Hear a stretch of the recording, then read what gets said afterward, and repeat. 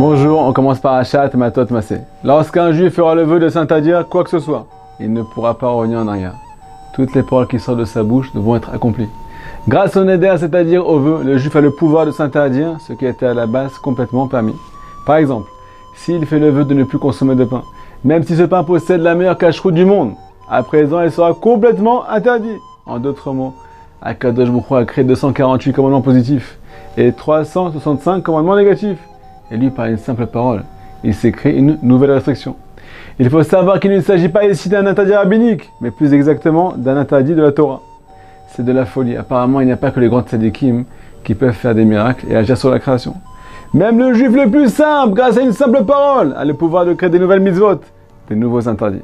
Bon, j'espère que vous avez compris où je veux en venir. La paracha de l'Edarim nous fait prendre conscience jusqu'où va l'impact de la parole. On a tous parfois l'impression que nos prières et que nos paroles n'ont pas forcément d'impact ou d'influence sur notre vie, et encore moins sur la création.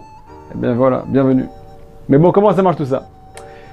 Comment quelque chose de complètement permis peut-il passer du domaine profane au domaine spirituel, en interdit de Torah? Eh bien, le dit Rabbi Nathan de Breslev. Premièrement, tu peux enfin comprendre et ressentir de là que toute la création est basée et puis sa force de la Torah Akadosha. Le monde a été créé à partir de la Torah, c'est ce que nous dit le Zohar Akadosh. Avant de créer ce monde, Akadosh Baruch Hu a tout d'abord regardé dans la Torah. Voilà la seule raison pour laquelle un objet qui était a priori complètement détaché de spiritualité peut se transformer par une simple parole en Torah. Deuxièmement, tu peux aussi enfin comprendre par là que quand on te dit que le juif possède en lui une partie d'Hachem et que dans son essence il est complètement spirituel, c'est pas une blague. C'est aussi la seule raison pour laquelle même le juif le plus simple peut lui aussi agir sur la création.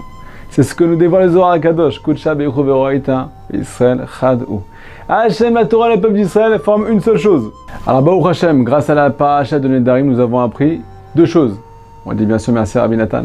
Premièrement, peu importe ton niveau, quand tu vas prier, rappelle-toi de l'impact de ta parole. Elle a le pouvoir de transformer tout ce bas monde en mitzvah.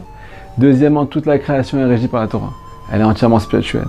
La conséquence, peu importe l'endroit et la situation dans laquelle tu te trouves, tu pourras toujours revenir vers Akadosh Baruch Hu. Shabbat Shalom. Hey,